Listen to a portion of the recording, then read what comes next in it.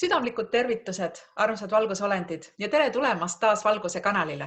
Nagu te näete, järjekordselt on meil käes see aeg, kus me oleme Toomasega kahekesi. Ja tere tulemast, Toomas! Tere tulemast kõik olendid! Just, et täna on meil ka uudiseid rääkida. Toomas, alusta. Mis sa vahepeal oled teinud? No, vahepeal täidan oma ülesannet ja leian erinevatest inimestest siis konkse, igasuguseid pistikuid, igasuguseid muid energiaimemisvahendeid, mis viivad mind erinevate süsteemideni ja siis ma võtan need süsteemid maha. Need on üsna ühesugused, eelmises videos ma neid rääkisin ja siis ma ei tahaks hakata nagu teid vaevama pika nimekirjaga, mis erinevad selle poolest, et mind huvitab see, kes seda opereerib seal. Aga muidugi fakt on see, et need operaatorid, kes seal põgenevad meie eest, siis nad on ikkagi palgatöölised. Vähemalt niimoodi, et sellisest juhtidest oleme veel kaugel natukene, aga eks me ükskord jõuame nende juhtideni ka välja. Ja siis olen kätte saanud näiteks sellise karvase olendi, mida võiks nimetada kassiks isegi. Kui keegi on lugenud Bulgakovi Meister ja Margarita, siis seal on üks suur kass, midagi taolist, aga ta ei olnud isegi niisuguse kassi näoga, mingi kole nägu oli ees. Siis olen kätte saanud mitmest kohast sellise kameeleoni rassi, kes siis nagu kameeleongi närvi läheb, hakkab vilgutama erinevate värvidega ja tema lisaks veel üritab ka kuju muuta, mis on nagu... Aga muidugi siis kui see aeg käes on, ei ole aega seda tsirkust vaadata, seal tehakse 1-0 ära ja siis on mõned trollid, mingisugused karvikud, selline üsna kirju seltskond, aga nagu see Vene üks kanaldaja ka räägib, et meil on seal neid tsivilisatsiooni ju tuhandeid, eks ju, et siis eks sealt annab neid otsida ja annab neid leida sealt ka muidugi. Ja siis mis oli veel selline rohkem, see on niisugune uudis juba praegast, mis on tehtud, on see, et ma eelmisel nädalal siis kohtusin uuesti valgusolenditega, tulid mulle koju, kutse peale muidugi, mitte niisama kolistama siia. Ja siis ma küsisin, nad ma ei tea, kas nad tegid mulle mingi teene või siis lihtsalt hakkasid mulle pähe rääkima, muidu nad riputasid mulle silte silmade ette, siis ma pidin neid lugema kogu aeg niimoodi. Ja hakkasid mulle pähe rääkima ja üldiselt nad ütlesid mulle niimoodi, et nad on minu tööga rahul. Kuigi ma ise tunnen, et see on natuke tempo on suht aeglane, aga midagi teha ei ole, ma üle oma varju ka juhta. Ja siis ma küsisin, et mida teha selle maatriksi töötajatega.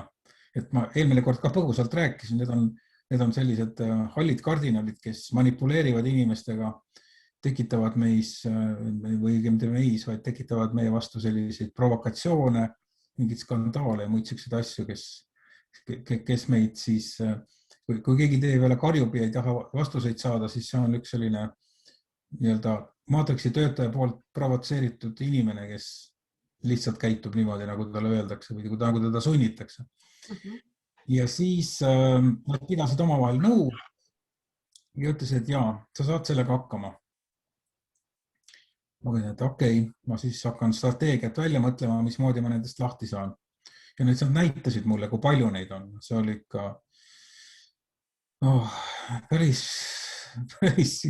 ikka tuhandetes.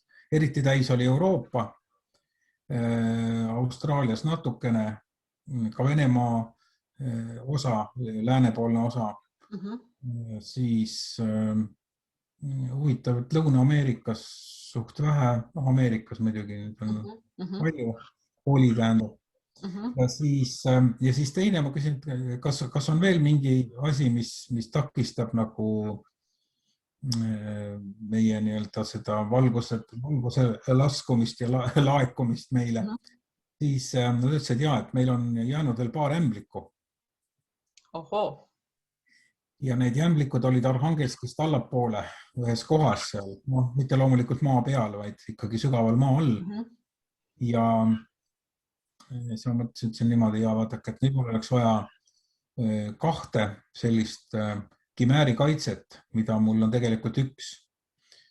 Ütlesin mulle, et tead, vaata Toomas, et seda on veel 1 seal. Vaata ringi natukene. Ja siis ma leidsingi ühe veel.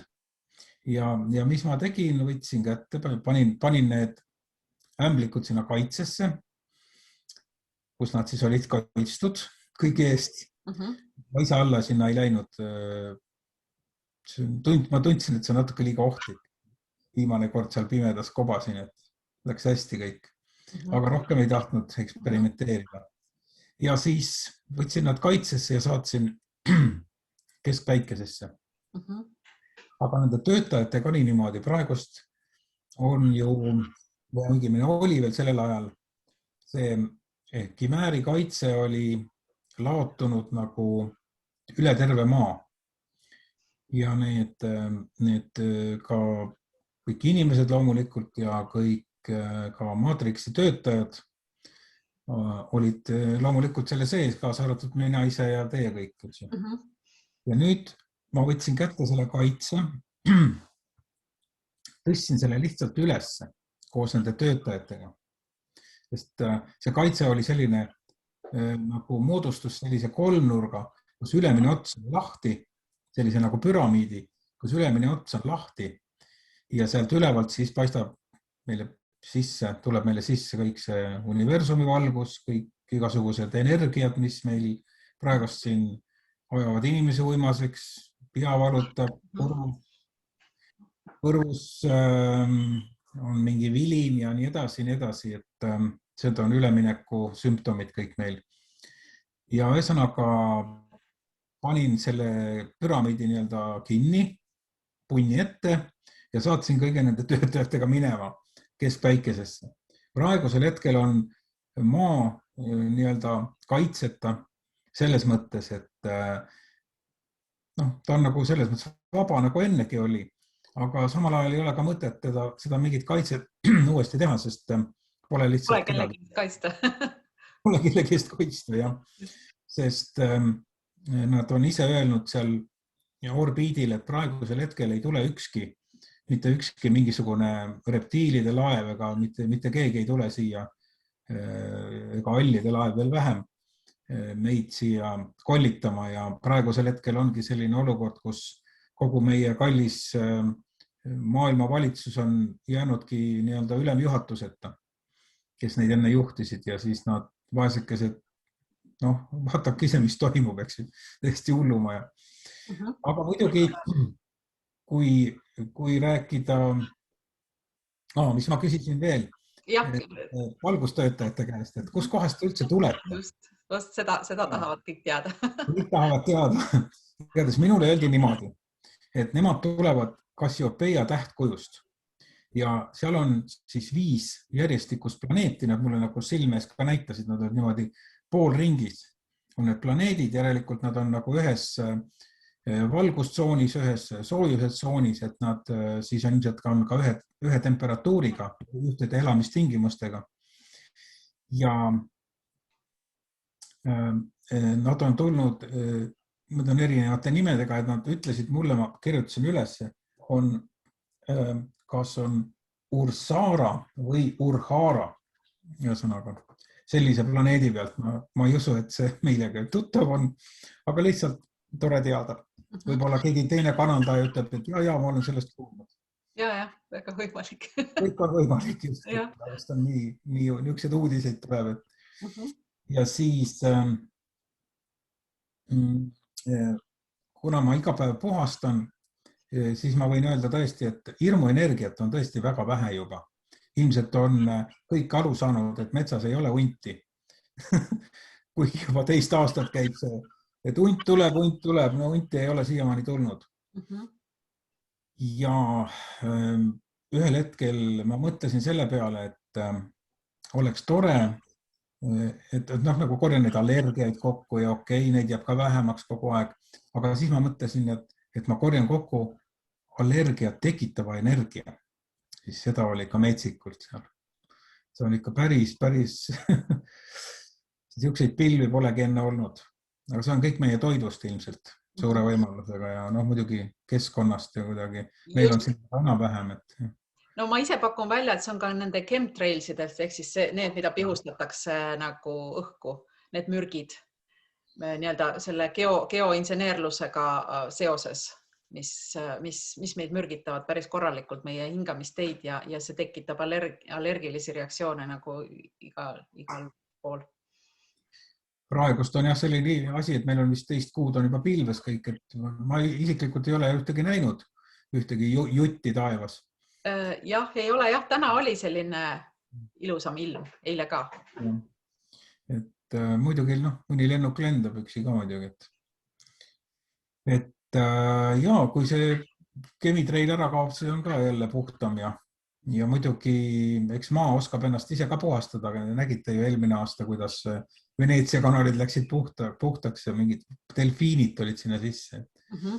Et see uskumatud lood. Ja siis,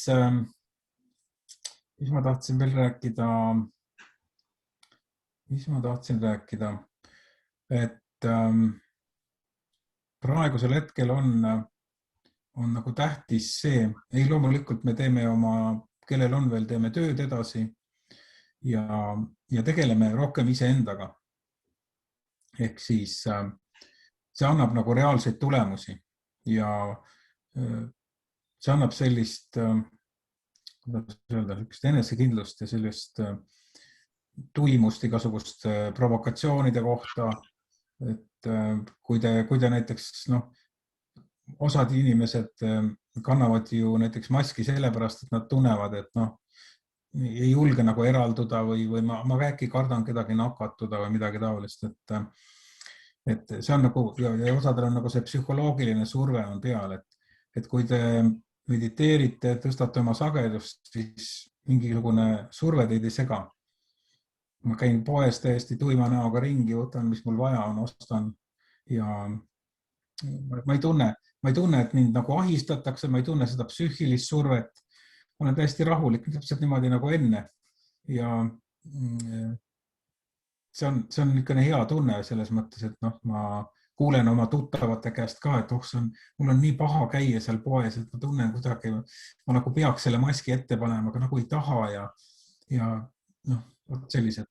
Aga see ongi see, et tõstke oma sagedust, asi läheb lõbusamaks. Igal juhul. Igal juhul, jah. Just. Ja mida aeg edasi, iga päev tõuseb ju see Schumanni resonants järjest kõrgemale. Meie asi ongi hoida seda vibratsiooni kõrgel ja õige varsti on see jama kõik läbi ka. Et erinevatest allikatest on siis nagu teada see, et meil tõesti mingisugust sellist genotsiidi ei toimu. Et need, kes ärkavad, on tore, need, kes ei ärka, ei ole tore ja on siis need on ma ei saa 100% seda öelda, aga ma olen mitmest kohast kuulnud seda, et need, kes ei ärka, need lihtsalt transporditakse mujale. Kuskil teisele planeedile, kus neil on siis 3D tingimused ja saavad oma praegust nagu seda eluülesannet jätkata teistes tingimustes, aga nagu jätkavad sealt, kus nüüd pooleli jääb. Ja need, kellega nagu ei ole midagi teha, kes on seal eliidi hulgas, siis need lihtsalt likvideeritakse, midagi teha ei ole. Nendega mingisugust läbirääkimisi pidada ei saa, neid kuidagi kaasata sinna ei saa ja nad hakkavad igal pool vastu töötama ja kui neid viida teiste planeedi peale, siis nad tekitavad samasugust jama, nagu meil siin praegust on. Nii et mingid nimekirjad liiguvad, kes on hukatud, kes on vangis, kes ootab tribunali, internetis on need olemas.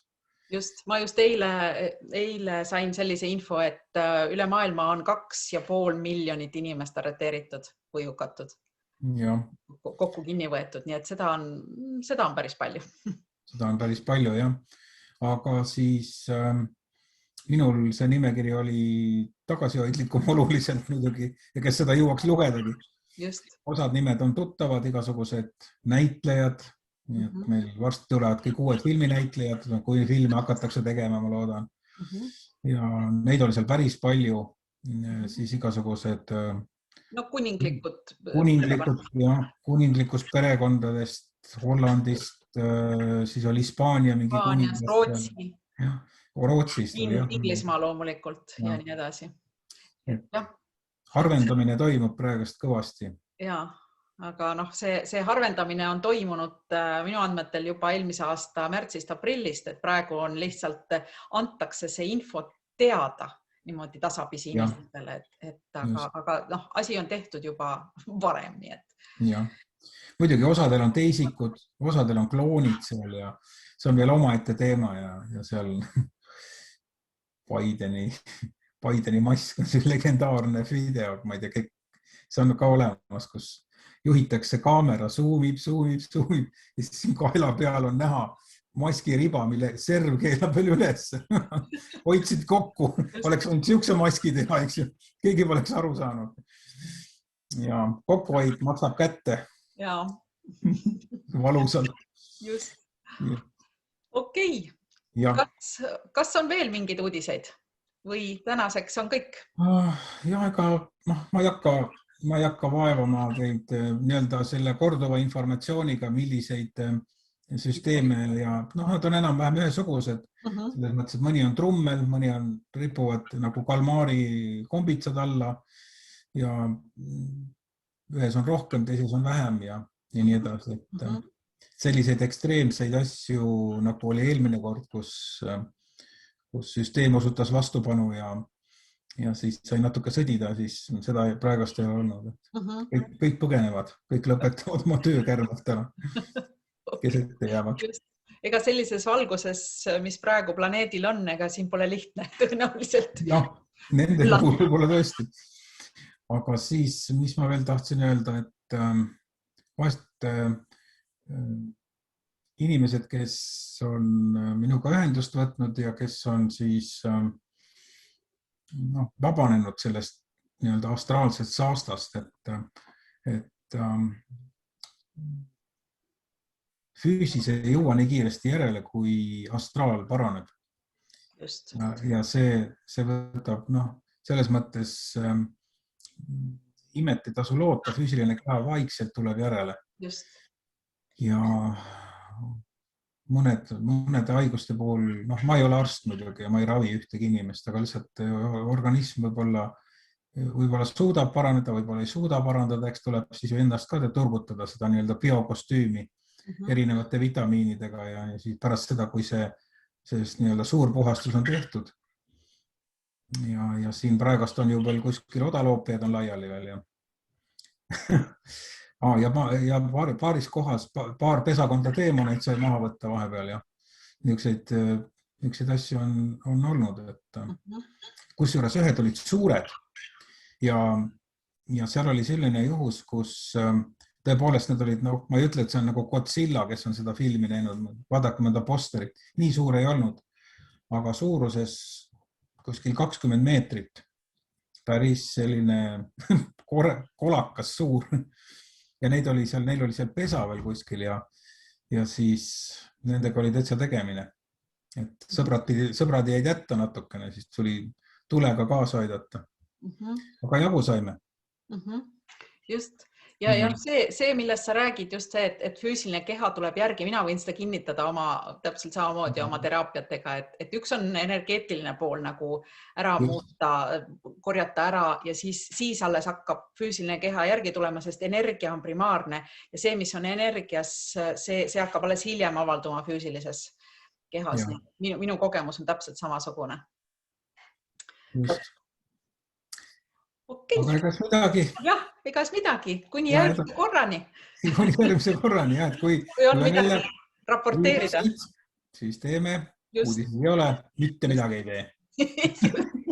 Okei, aga tore oli. Ja Ja nägemiseni. nägemist. Ja